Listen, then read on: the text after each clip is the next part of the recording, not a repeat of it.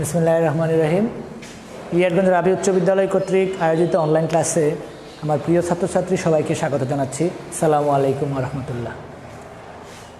আমরা আজকে ইংরেজি দ্বিতীয় পত্রের সেন্টেন্স নিয়ে সংক্ষিপ্ত আলোচনা করব।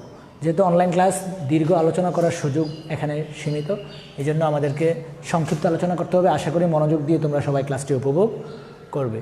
আজকে আমরা সেন্টেন্স টোটালি 8 প্রকার হয়ে থাকে, কিন্তু আমরা এই বিস্তারিত যাচ্ছি না। আমরা অর্থ অনুসারে 5 প্রকার সেন্টেন্স নিয়ে বিস্তারিত আলোচনা করতে চাই। অর্থ অনুসারে সেন্টেন্স 5 প্রকার, সেটা হচ্ছে assertive, interrogative, imperative, optative, exclamatory. Assertive মানে হচ্ছে বর্ণনামূলক বা বিবৃতিমূলক বাক্য। ইন্টারোগেটিভ সেন্টেন্স মানে প্রশ্নবোধক বাক্য। এই সেন্টেন্সটা চেনার জন্য এটা শেষে নোট অফ ইন্টারোগেশন মার্ক থাকবে। ইম্পারেটিভ মানে আদেশ, অনুরোধ অথবা উপদেশমূলক বাক্য। অপটেটিভ হচ্ছে প্রার্থনা বা আশীর্বাদ সূচক বাক্য। এক্সক্লেমেটরি হচ্ছে বিস্ময়সূচক বা আশ্চর্যবোধক বাক্য। যদিও এই জিনিসগুলো আমাদের পরীক্ষাতে সরাসরি ওইভাবে আসে না, কিন্তু যে জিনিসগুলো পরীক্ষায় আসবে ওই জিনিসগুলো জানার জন্য এই জিনিসগুলো জানাটা আমাদের অত্যন্ত জরুরি। এই অ্যাসার্টিভ সেন্টেন্সটাকে আবার ভাগ করা হয়েছে 2 ভাগে, অ্যাফার্মেটিভ এবং নেগেটিভ। এখন আমরা চিনব প্রত্যেকটা সেন্টেন্স কীভাবে আমরা আইডেন্টিফাই করতে পারবো, যে আমরা যেন দেখলেই বুঝতে পারি এটা অ্যাসার্টিভ সেন্টেন্স, এটা অ্যাফার্মেটিভ সেন্টেন্স, এটা ইন্টারোগেটিভ সেন্টেন্স, এটা অপটেটিভ সেন্টেন্স। এই জিনিসটা আমাদের খুবই গুরুত্বপূর্ণ, কারণ পরীক্ষায় দেয়া থাকবে একটা রূপ থেকে সেন্টেন্সের আরেকটা রূপে পরিবর্তন করা, যেটাকে আমরা বলি ইংরেজিতে ট্রান্সফরমেশন অফ সেন্টেন্স। তো আমরা যদি নাই জানি সেন্টেন্সটা কোন ফর্মে আসে, তাহলে কিন্তু আমাদেরকে ট্রান্সফার করাটা আমাদের জন্য একটু কঠিন হয়ে যাবে। তো আমরা এই জন্য কোনটাতে নিতে হবে সেটা কিন্তু পরীক্ষার প্রশ্নে দেয়া থাকবে। অ্যাসার্টিভ সেন্টেন্সকে এক্সক্লেমেটরি করতে হলে সেটা দেয়াই থাকবে শেষে, কিন্তু এটাতে কোনটায় আসে সেটা কিন্তু বলা থাকবে না, এটা আমাকেই বুঝতে হবে। এই জন্য আমরা যদি তাদের গঠনগুলো বুঝতে পারি, যে কোন সেন্টেন্সটা কীভাবে গঠিত হয়, তাদের ফরমেশনটা যদি আমরা বুঝতে পারি, তাহলে আমরা সহজে আইডেন্টিফাই করতে পারবো যে কোন সেন্টেন্স কোনটা। তাহলে অ্যাসার্টিভ সেন্টেন্সটা ইংরেজি বাক্যের চিরাচরিত নিয়ম অনুযায়ী গঠিত হয়। সাবজেক্ট, ভার্ব, অবজেক্ট এই সিরিয়াল যদি মেনটেন হয়, তাহলে বুঝতে হবে এটা অ্যাসার্টিভ সেন্টেন্স। ইন্টারোগেটিভ সেন্টেন্সটা শুরু হতে পারে 2 ভাবে, হেল্পিং ভার্ব দ্বারা শুরু হতে পারে, আবার যেটাকে আমরা WH ওয়ার্ড বলি, অর্থাৎ হো, হুইচ, হাউ, হোয়েন, হোয়াই, এগুলো দ্বারাও শুরু হতে পারে। ইম্পারেটিভ সেন্টেন্সটা শুরু হতে পারে মূল ভাব দ্বারা, অথবা অনেক সময় লেট দ্বারা শুরু হবে, অনেক সময় মে দ্বারা শুরু হবে। এক্সক্লেমেটরি সেন্টেন্স শুরু হবে হোয়াট, হাউ দ্বারা, অথবা যে এক্সক্লেমেশন কিছু, যেটাকে আমরা ইন্টারজেকশন বলি পার্সোপিসের ভাষায়, ওই ধরনের সেন্টেন্স ইন্টারজেকশন দ্বারা শুরু হয়, যেমন হুররা, এলাস, তারপরে ফিফি, ওয়াও, এগুলো দ্বারা শুরু হয়। তো এই জিনিসগুলো এক্সক্লেমেটরি চেনার জন্য আরেকটা সহজ উপায় হচ্ছে, আমরা এই চিহ্নটা যদি দেখি তাহলে বুঝতে হবে সেটা এক্সক্লেমেটরি সেন্টেন্স। যদিও অনেক সময় এটা কনফিউশন একটা রুলস আছে, অনেক সময় অন্য কোনো সেন্টেন্সের শেষেও আমরা দেখি যে এই চিহ্নটা থাকে। এক ধরনের অ্যাসার্টিভ সেন্টেন্স আছে যে সেন্টেন্সের শেষে এই চিহ্নটা থাকে, সেটা ভিন্ন বিষয়, এটা মানে স্বাভাবিক নিয়ম নয়, অস্বাভাবিক নিয়ম। তো আমরা বেশিরভাগ ক্ষেত্রে এটা দেখলে আমরা বুঝবো যে এটা এক্সক্লেমেটরি সেন্টেন্স। তো আমরা যদি এখন দেখি, একটু উদাহরণ যদি দেখি আমরা, যেমন আমরা এখানে লেখা আছে, দেখো সাবজেক্ট, ভার্ব, অবজেক্ট হচ্ছে অ্যাসার্টিভ সেন্টেন্স। যেমন আমি যদি বলি যে আই রাইট এ লেটার, দেখো কে লিখে, আমি লিখি সাবজেক্ট, ভার্ব কি, রাইট মানে লেখা, ভার্ব, এ লেটার কি লিখি, একটা চিঠি লিখি, তাহলে এটা স্ট্রাকচার অনুযায়ী এটা হচ্ছে অ্যাসার্টিভ সেন্টেন্স। আবার যদি আমরা ইন্টারোগেটিভ সেন্টেন্সে আসি, যেমন অক্সিলারি ভার্ব, সাবজেক্ট, ভার্ব, এই স্ট্রাকচারে একটা ইন্টারোগেটিভ সেন্টেন্স গঠিত হয়। যেমন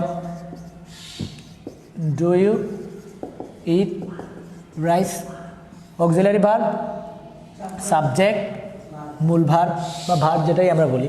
তারপর যদি এখানে এটা হচ্ছে অ্যাফার্মেটিভ স্ট্রাকচার। আবার যদি আমরা নেগেটিভে যাই, প্রত্যেকটা সেন্টেন্সেরই অ্যাফার্মেটিভ নেগেটিভ হবে, সেটা আমি নেগেটিভটা আজকে দেখাচ্ছি না, আমরা যখন অ্যাফার্মেটিভ টু নেগেটিভ পড়বো তখন আমরা দেখব।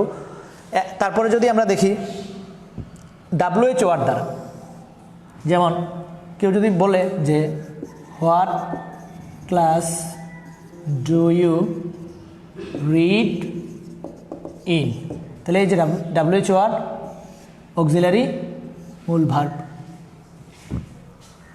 তারপরে আসেও ইম্পারেটিভ সেন্টেন্স মূল ভার্ব দ্বারা শুরু হয়, যেমন do it, close the door, সবগুলোই মূল ভার্ব দ্বারা শুরু হয়েছে। ডু এখানে, যদিও এখানে অক্সিলারি ছিল, কিন্তু এখানে মূল ভার্ব। তারপর ক্লোজ দ্য ডোর, এই ক্লোজ এখানে মূল ভার্ব। আবার লেট দ্বারা শুরু হতে পারে, যেমন লেট মি ফিনিশ। তারপর শুরু হতে পারে প্লিজ বা কাইন্ডলি দ্বারা শুরু হতে পারে, যেমন please give me a glass of water, please give me your pen, শুরু হতে পারে। তারপর শুরু অপারেটিভ সেন্টেন্স, যেমন may our president live long, may দ্বারাই শুরু হবে অপারেটিভ সেন্টেন্সগুলো। এটার ব্যবহারটা একেবারেই কম, কারণ আমরা সাধারণত কারো প্রশংসা কম মানে কারোর জন্য দোয়া করতে চাই না, এই জন্য এটার ব্যবহার আমাদের একেবারে একটু কমই করি আমরা সাধারণত। এক্সক্লেমেটরি সেন্টেন্স শুরু হবে ইন্টারজেকশন দ্বারা অথবা শুরু হবে হোয়াট হাউ দ্বারা। ইন্টারজেকশন দ্বারা যেগুলো শুরু হবে, ইন্টারজেকশনের পরপরই সেখানে নোট অফ এক্সক্লেমেশন মার্কসটা বসে যাবে। আর যদি হোয়াট অথবা হাউ দ্বারা শুরু হয় সেক্ষেত্রে সবার শেষে নোট অফ এক্সক্লেমেশনটা বসবে, যেমন হুররা, এই ইন্টারজেকশনের পরপরই নোট অফ এক্সক্লেমেশন মার্কসটা বসে যাবে। হুররা we have won the game.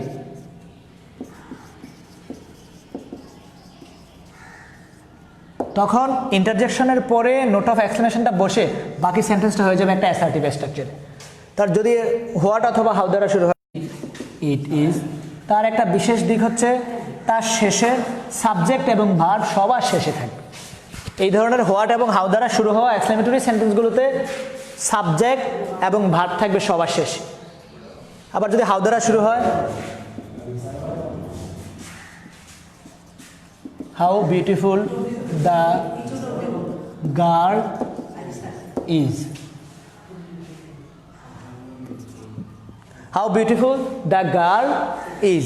এখানেও দেখো সাবজেক্ট দ্য গার্ল হচ্ছে সাবজেক্ট, ভার্ব। হাউ এবং হোয়াট দ্বারা শুরু হওয়া এক্সক্লেমেটরি সেন্টেন্সগুলোর ক্ষেত্রে সাবজেক্ট এবং ভার্ব থাকবে সবার শেষে।